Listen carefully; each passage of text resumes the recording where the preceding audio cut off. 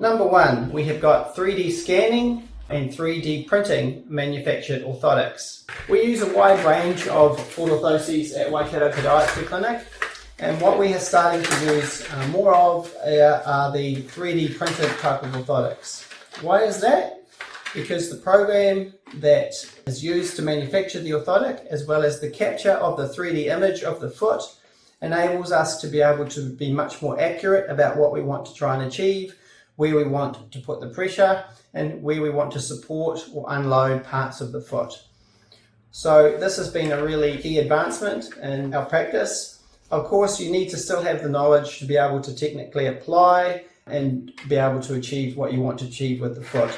So 3D scanning and 3D printing are one of the big improvements that we've seen.